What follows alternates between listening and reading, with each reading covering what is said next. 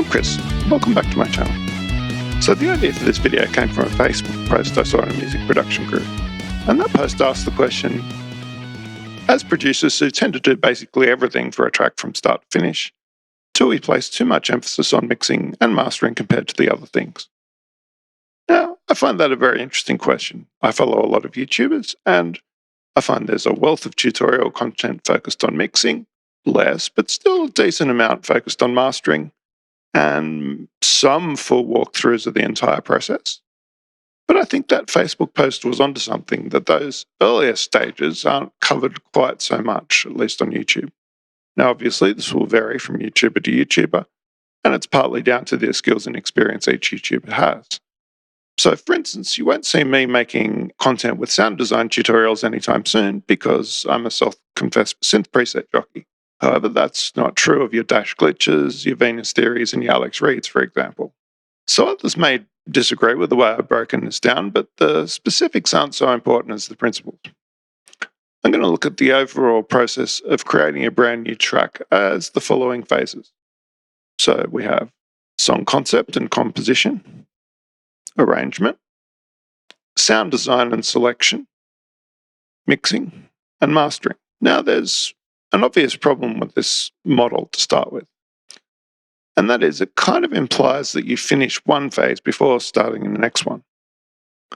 Whilst this is usually true in terms of finishing mixing before mastering starts, we've all been in a situation, I'm sure, where some sound choice doesn't work when we're partway through mixing, for example.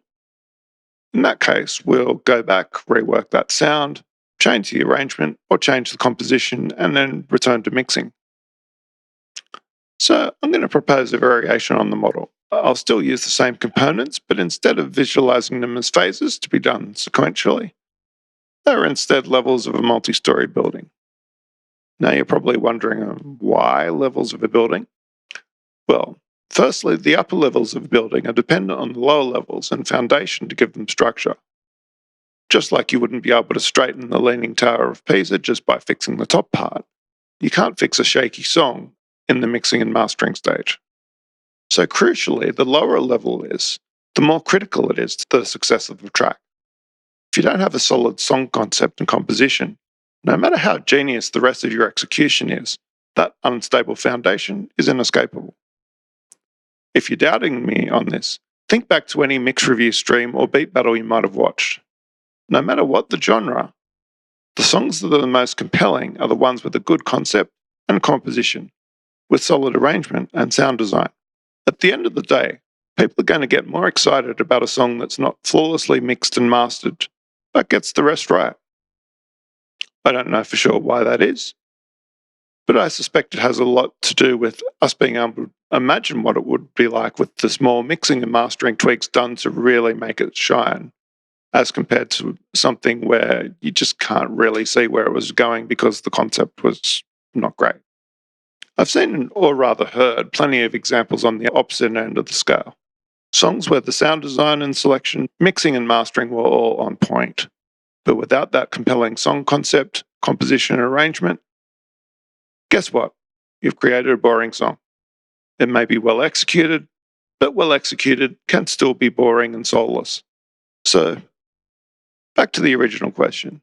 Do we all place too much emphasis on mixing and mastering? I say absolutely yes, we do. Maybe because it's easier to learn and teach the more concrete techniques used in mixing and mastering compared to the somewhat more nebulous area of how to come up with a song idea that people will want to hear. Perhaps the blank page or the door screen is so terrifying that in our rush to fill it, we forget to really put our heart and soul into our creations.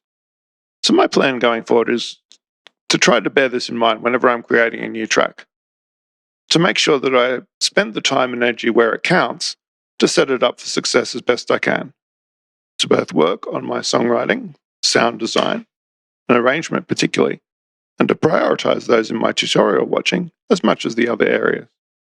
I hope you have found some helpful insight in this video as we're all on this musical journey together. I'd love to discuss this more in the comments, and apart from that, I'm looking forward to seeing you in the next video.